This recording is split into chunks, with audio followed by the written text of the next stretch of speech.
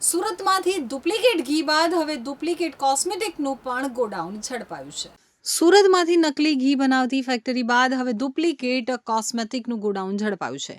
Zone 1 LCB અને પૂણા પોલીસે પૂણા વિસ્તારમાં ગોડાઉનમાં આજે દરોડો પાડી અને 11.78 લાખનો ડુપ્લિકેટ ચીજવસ્તુઓનો જથ્થો ઝડપ્યો છે। પિતા અને 2 પુત્ર ડુપ્લિકેટ કોસ્મેટિકનો વેપલો ઈ-કોમર્સ વેબસાઇટ ઉપર ચલાવતા હતા। આરોપીઓ કોસ્મેટિક ચીજવસ્તુઓનું રો મટીરિયલ સસ્તામાં બહારથી લાવી અલગ અલગ કંપનીઓના નામવાળા સ્ટીકરો લગાવી નાની મોટી બોટલોમાં ભરી વધુ પૈસામાં વેચાણ કરતા હતા। પોલીસે પિતા બાબુભાઈ ઉકાભાઈ ચૌહાણ, નિરલ બાબુભાઈ ચૌહાણ અને સિદ્ધાર્થ બાબુભાઈ ચૌહાણની ધરપકડ કરી છે।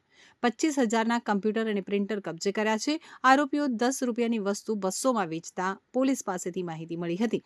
તો પિતા અને તેના બંને પુત્રો છેલ્લા 15 મહિનાથી ડુપ્લિકેટ કોસ્મેટિક ઓનલાઈન વેચવાનો ધંધો કરતા હતા, લોકોને છેતરતા હતા। ડુપ્લિકેટ કોસ્મેટિક ઉપર કોઈ પણ પ્રકારની બ્રાન્ડનું નામ લખવામાં આવતું ન હતું। આ તમામ ડુપ્લિકેટ કોસ્મેટિકને એમેઝોન, ફ્લિપકાર્ટ અને મીશો જેવી વેબસાઇટ ઉપર વેચવામાં આવતી હતી। ખૂબ જ સસ્તામાં ક્રીમ, શેમ્પૂ, હેર ઓઇલ સહિતનું ડુપ્લિકેટ બનાવવામાં આવતું હતું। ઉદાહરણ તરીકે જોઈએ તો 10 રૂપિયાની વસ્તુ 200માં વેચતા હતા।